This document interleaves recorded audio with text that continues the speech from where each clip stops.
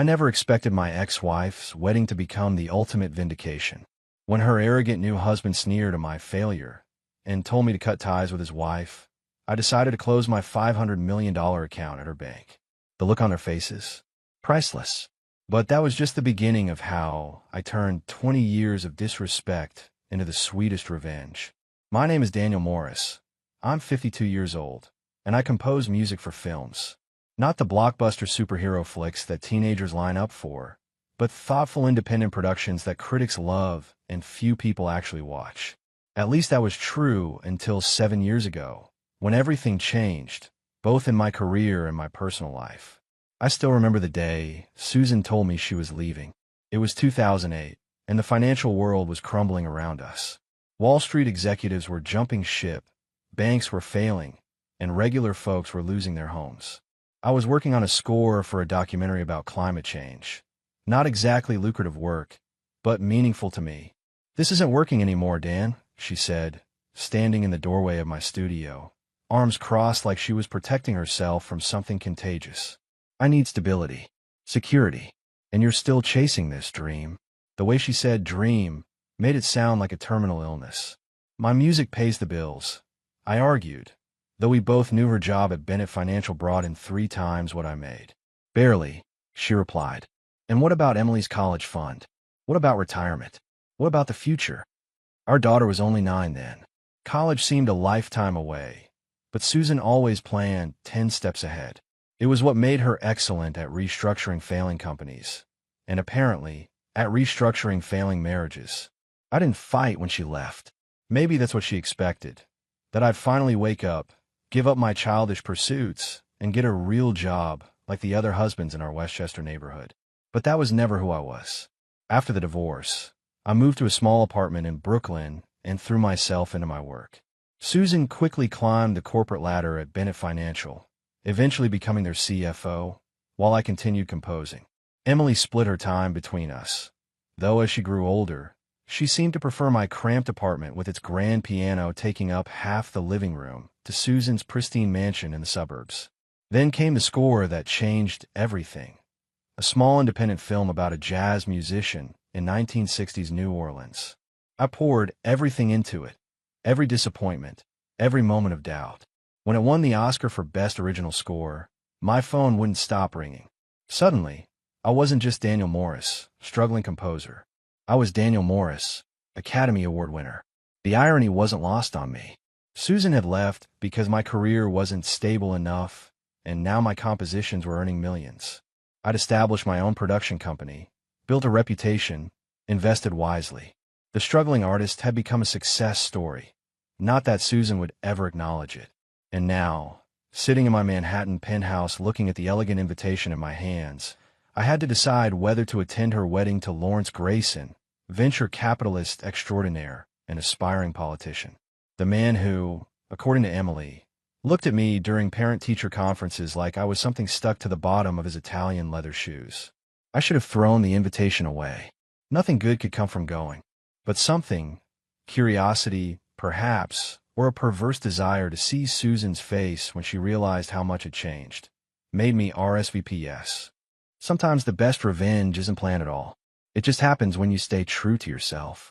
The evening of Susan's wedding arrived with a perfect September sunset, painting the Manhattan skyline in hues of gold. I adjusted my tie in the back of the Uber, second-guessing my decision to attend. The venue was one of those exclusive rooftop gardens that require connections just to book a viewing. Exactly Susan's style. I stepped out of the elevator into a scene that seemed plucked from a luxury magazine spread.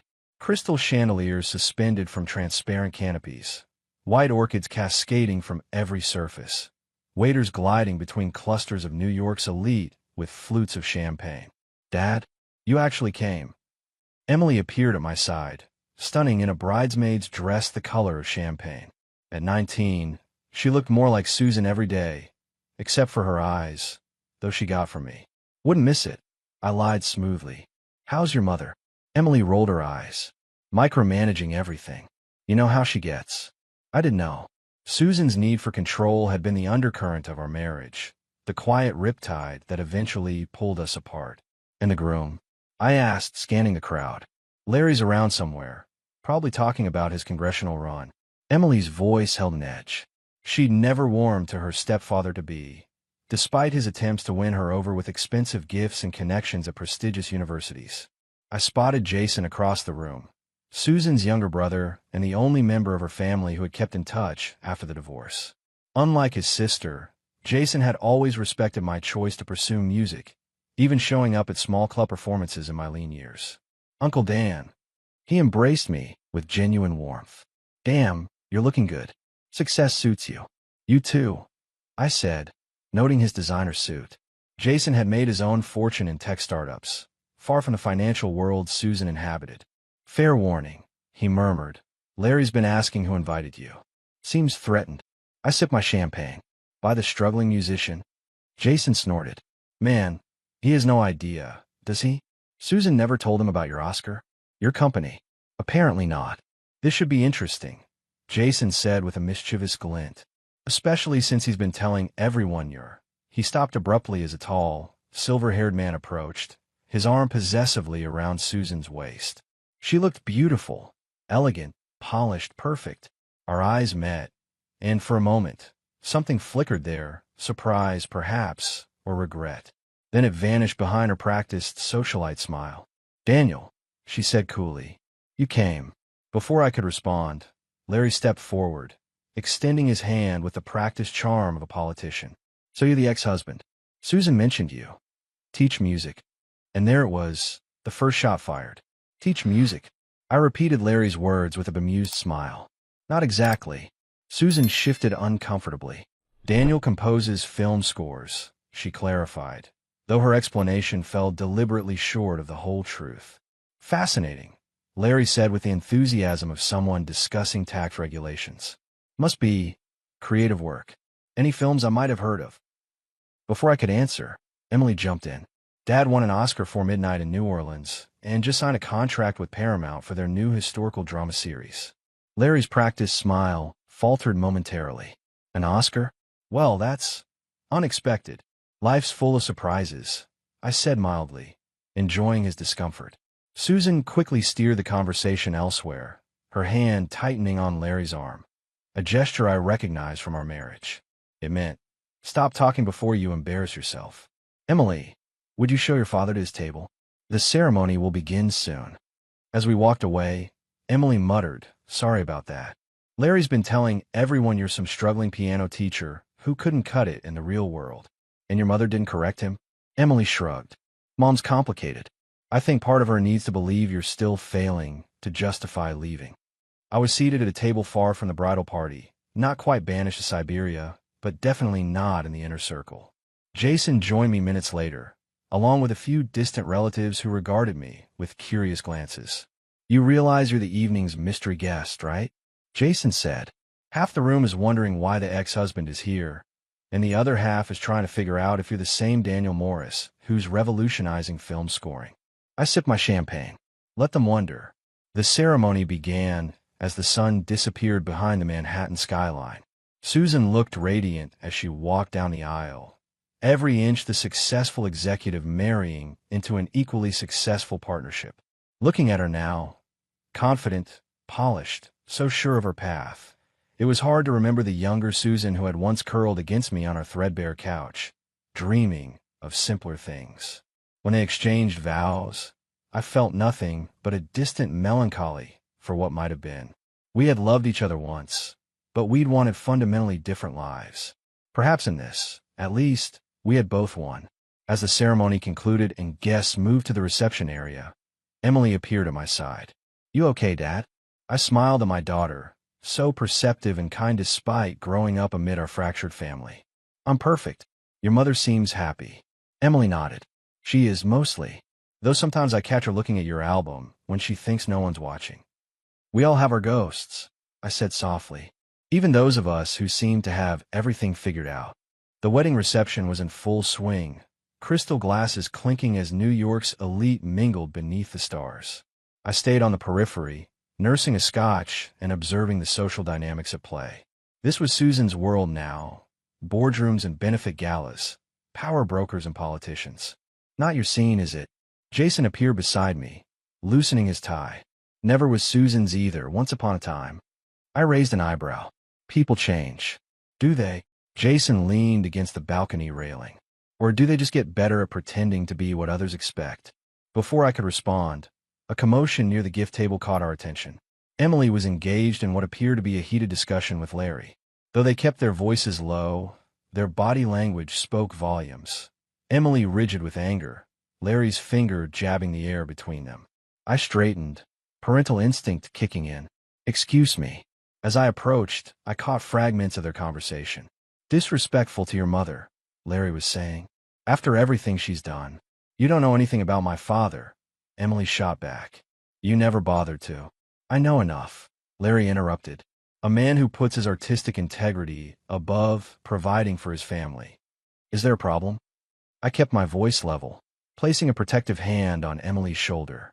Larry turned, his politician's mask slipping to reveal genuine dislike.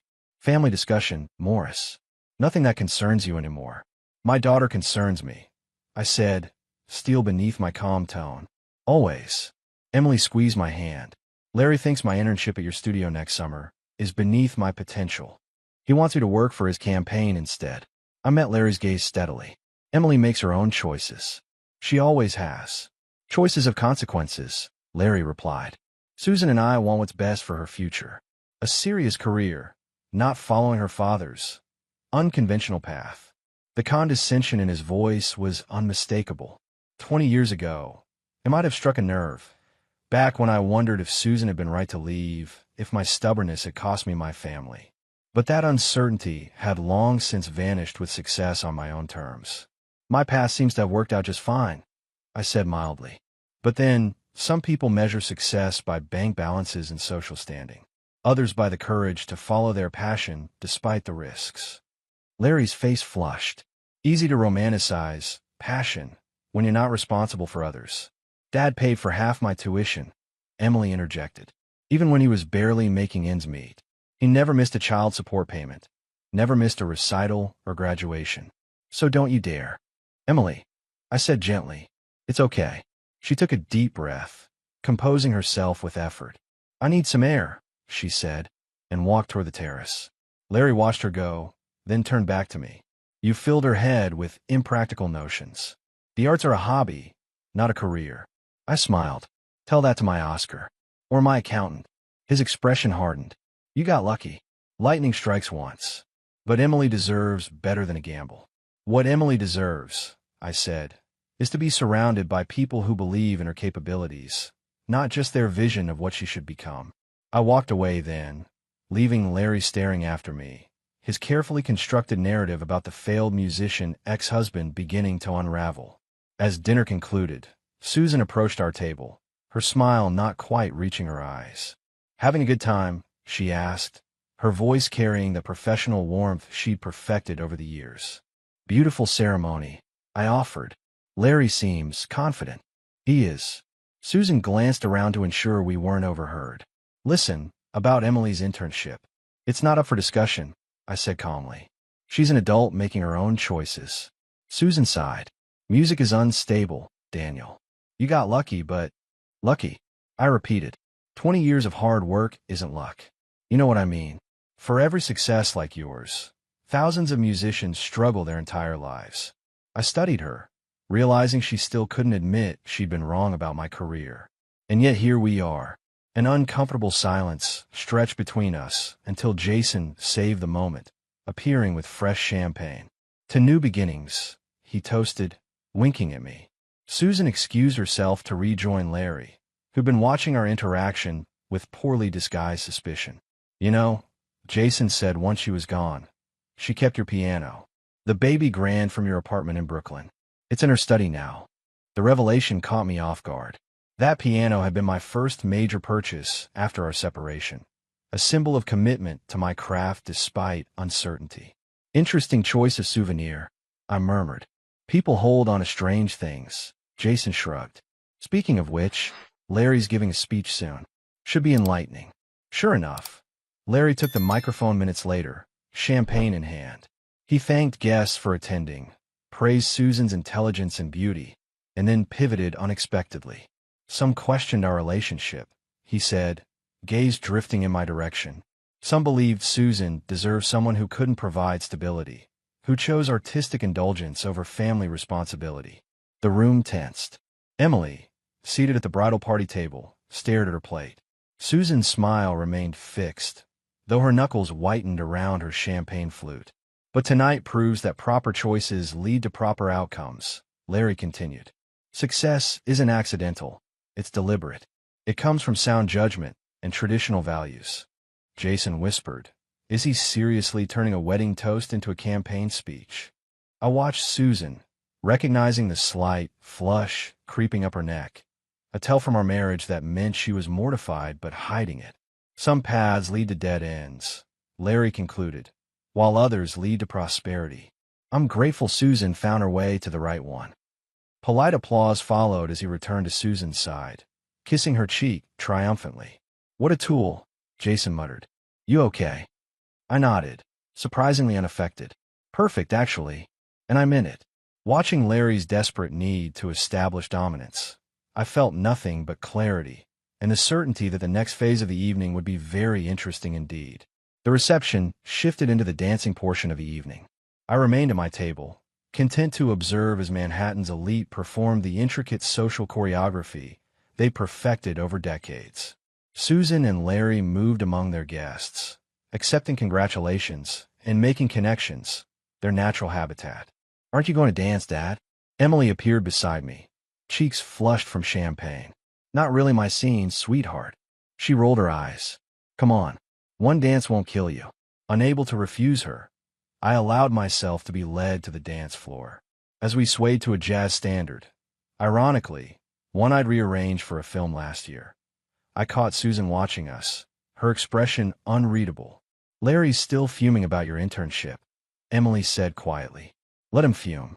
He told Mom it's ridiculous that I would waste my education on a frivolous industry when I could be making connections in finance or politics." I kept my expression neutral despite my rising irritation. "And what did you tell him?" "That I'd rather create something meaningful than spend my life selling influence."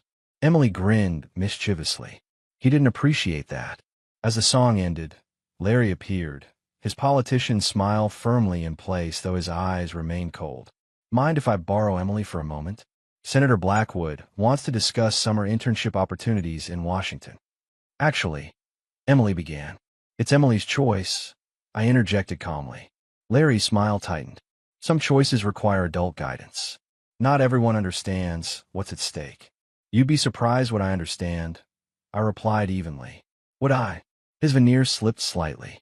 "Let's be honest, Morris. You're a middle school dropout who got lucky with a little tune. What could you possibly understand about building a real future?"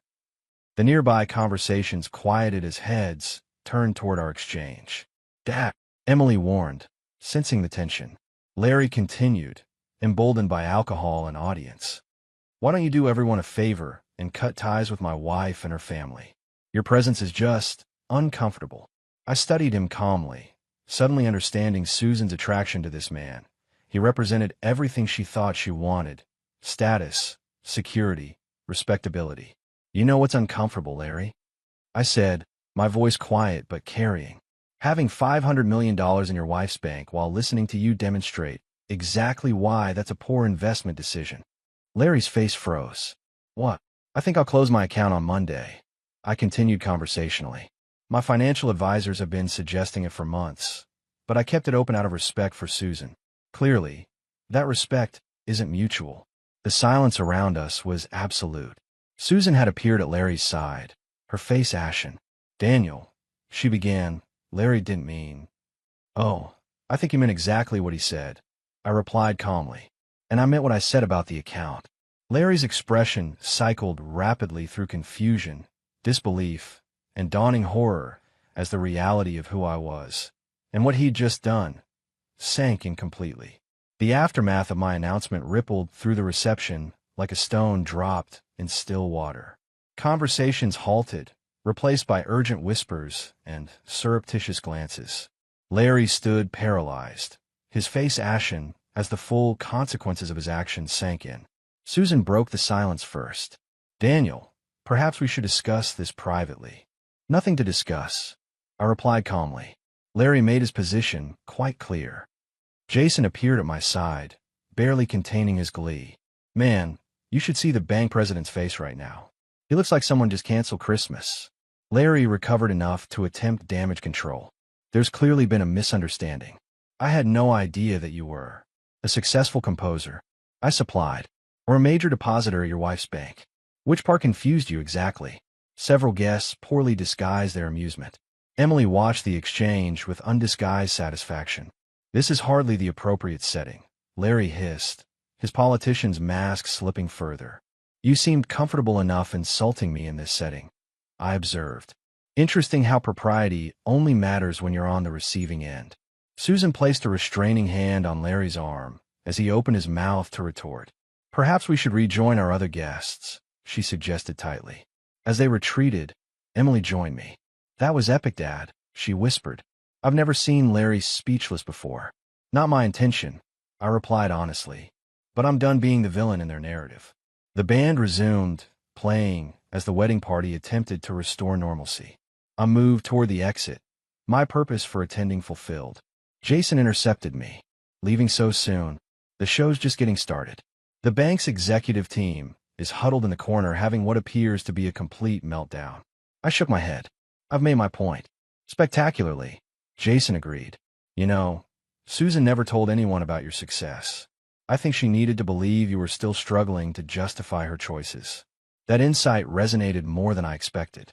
Perhaps we all construct narratives that allow us to sleep at night, that make our decisions seem wise and necessary rather than simply human. Take care of Emily, I said, embracing him. And yourself. As I waited for the elevator, I heard quick footsteps behind me. I turned to find Susan, slightly breathless. You're leaving? She asked. I've stayed long enough. She studied me, really seeing me, perhaps for the first time in years. Were you this successful when we were together? I smiled sadly. No, but I was always this determined. The elevator doors opened, offering escape from a conversation 20 years overdue. Daniel, Susan said quietly. About the account. We found ourselves in the quiet hallway outside the reception, the muffled sounds of celebration creating an ironic backdrop for our conversation. Was that necessary? Susan asked, her voice tight. Threatening the bank over personal insults. Not threats, I replied calmly. Larry made his feelings clear, and I'm making a business decision based on that information. She sighed, smoothing her wedding dress absently. He doesn't know you like I do. He doesn't understand. That's just it, Susan, I interrupted gently. You don't know me anymore either. You've built this narrative where I'm still the struggling musician you left behind, where your decision was the only sensible choice. Her eyes met mine, a flash of painful recognition crossing her face. Why didn't you ever tell him? I asked. About the Oscar, the company, any of it. Susan looked away. It complicated the story. Your story, you mean? She didn't deny it.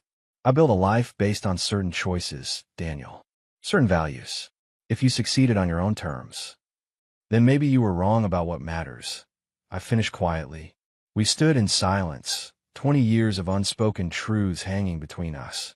I wasn't wrong about everything, she finally said. We wanted different lives. That hasn't changed. No, I agreed. It hasn't. From inside the reception, we heard Larry's raised voice, followed by the bank president's urgent tones. Susan closed her eyes briefly. He'll recover, I said. Politicians always do. And the account? She asked. I considered this. The truth was, I kept my money at Bennett Financial partly from inertia and partly from some lingering sense of connection to Susan. Neither was a good enough reason to stay. I'll transfer most of it, I decided. But I'll leave enough to show there's no personal vendetta. This isn't about punishing you, Susan. Relief flickered across her face, followed by something more complex. Perhaps recognition that even now, I was considering her well-being. You know, she said softly, sometimes I hear your compositions on film soundtracks. I always know it's you, even before seeing the credits. There's a particular quality to your work, a Daniel Moore signature. The admission surprised me. You follow my career? From a distance, she conceded. It would have been easier if you'd failed. The honesty was refreshing after years of carefully maintained narratives. Probably, I agreed with a small smile. But when did I ever take the easy path? Susan laughed, a genuine sound I hadn't heard in years. Never. That was the problem, and maybe the point. Emily appeared in the doorway, her expression cautious. Everything okay? Susan composed herself, stepping back. Your father was just leaving. I nodded. Congratulations on your marriage, Susan. I mean that. As I walked toward the elevator, Emily followed. I'll walk you out. Behind us, Susan returned to her wedding reception, to Larry and damage control and the life she had chosen. But something had shifted. A long-held tension finally released. Emily rode with me in the taxi, unusually quiet as Manhattan's lights blurred past our windows. You okay? I asked, studying her profile, so like her mother's, yet with an openness Susan had long since traded for professional polish. Yeah, she said, just processing. Larry's face when you mentioned the account. Worth every awkward family dinner I'll endure for the next decade. I laughed. I wasn't trying to create drama. Of course not. Emily smirked. You just casually mentioned $500 million during a wedding toast. She had a point. Part of me, a small, petty part one rarely acknowledged, had enjoyed watching Larry's carefully constructed worldview crumble in real time. Do you think Mom knew? Emily asked suddenly. About how successful you've become? I considered this. She knew some. Maybe not the extent. She kept your first film award in her office drawer, Emily said. I found it when I was looking for stamps once. She shut the drawer so fast when I asked about it. This revelation settled uncomfortably. I'd imagined Susan dismissing my achievements, not secretly tracking them. People are complicated, I said finally. Even parents. Emily nodded. I remember when she left. You never said a bad word about her. Not once. She's your mother. Still, most divorced dads don't take the high road like that. We arrived at my building, but Emily made no move to get out. What you said tonight about following your passion despite the risks. She hesitated. I've been thinking about deferring law school. I turned to face her fully. For music production? She nodded. Your studio internship made me realize. I'm good at this, Dad. Really good. But Larry says. What does your mother say? I interrupted gently. Emily looked surprised. She said I should talk to you, actually. That you'd understand better than she would. Something warm bloomed in my chest. After everything, Susan still recognized what I could offer our daughter that she couldn't. Permission to choose an uncertain path. Law school will always be there, I said. But if music production lights you up inside, that fire is worth following. Even if it's risky. Especially then, I replied. Safety rarely leads to fulfillment. Emily leaned over to hug me, her embrace fierce. Thanks, Dad. As she pulled back, her phone chimed with a text. It's Mom. Apparently, Larry's in full damage control mode. The bank president looks ready to murder him. I winced. Not my intention. Maybe not. Emily grinned, but sometimes karma works through unexpected channels. She kissed my cheek before sliding out of the taxi. I'll call you tomorrow. This wedding reception is about to become legendary. As the taxi pulled away, I realized something profound. I no longer needed Susan to acknowledge my success. I no longer needed Larry to respect my choices. I had built exactly the life I wanted, on my own terms. And that was victory enough. 3 months passed.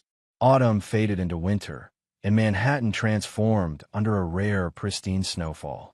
I was working late in my studio when my phone rang, Susan's number appearing on the screen. We'd had minimal contact since the wedding, apart from a brief, polite email exchange regarding the account transfers. I had kept my word, moving most funds, but maintaining enough to avoid appearing vindictive. Susan, I answered surprised. Everything okay? Yes, she said, her voice carefully neutral. I'm calling because the bank is hosting its annual arts endowment dinner next month. We'd like you to be the keynote speaker. I blinked, certain I'd misheard. You want me to speak at a bank function? After everything. It's my idea. Actually, she admitted. The theme is unconventional paths to success. Seemed appropriate. The irony wasn't lost on me. What does Larry think about this? A pause. Larry and I are taking some time apart. This was unexpected. I'm sorry to hear that.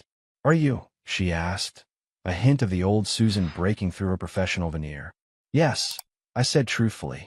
I never wish you unhappiness. She sighed. The wedding debacle was just a symptom. Larry wanted a trophy wife who would support his political ambitions, not a CEO with her own opinions.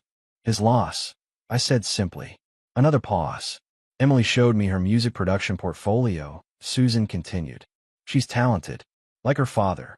She is, I agreed, waiting for the usual concerns about career stability. I told her I'd help her defer law school. Susan said instead, that sometimes the less conventional path is the right one. I nearly dropped the phone. You did. Don't sound so shocked, Daniel. I'm capable of growth. Her tone was dry, but I heard the smile in her voice. About the endowment dinner. I'll do it, I said. You haven't even asked about the fee. Consider it a favor between old friends. Susan was quiet for a moment. Are we? Friends. We share a remarkable daughter and 2 decades of history. I replied. I'd say we're something. Something, she echoed. I suppose that's accurate. After we hung up, I sat at my piano, fingers finding a melody I hadn't played in years.